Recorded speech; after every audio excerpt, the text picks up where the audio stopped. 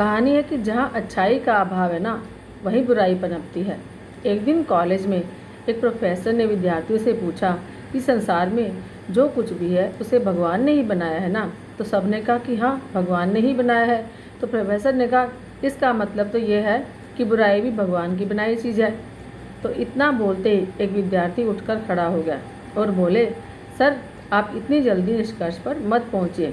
Professor ने कहा, अभी तो आप सबने कहा कि सब कुछ भगवान ने बनाया है, फिर तुम ऐसा क्यों कह रहे हो। विद्यार्थी ने कहा कि सर मैं आपसे 2 सवाल पूछूंगा, फिर उसके बाद आपकी बात मान लूँगा। विद्यार्थी ने कहा कि सर इस दुनिया में ठंड नाम की कोई चीज़ है।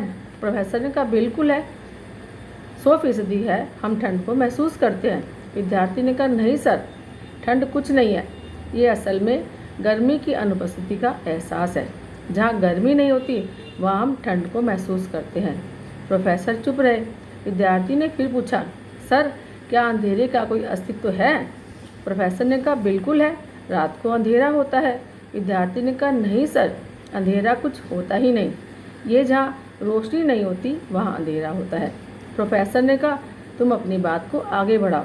विद्यार्थी ने कहा, सर आप हमें सिर्फ लाइट एंड हीट यानी प्रकाश और ताप पढ़ाते हैं, आप हमें कभी डार्क एंड कोल्ड यानी कि अंधेरा और ठंड नहीं पढ़ाते।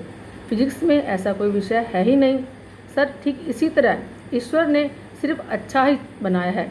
अब जहाँ अच्छा नहीं होता वहाँ हमें बुराई नज़र आती है, पर बुराई को ईश्वर ने नहीं बनाया, यह सिर्फ अच्छाई की अनुपस्थिति है।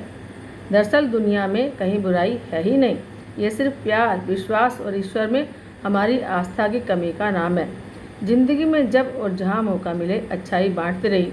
अच्छाई बढ़ेगी तो बुराई कहीं रहेगी नहीं। हम बदलेंगे तो युग बदलेगा।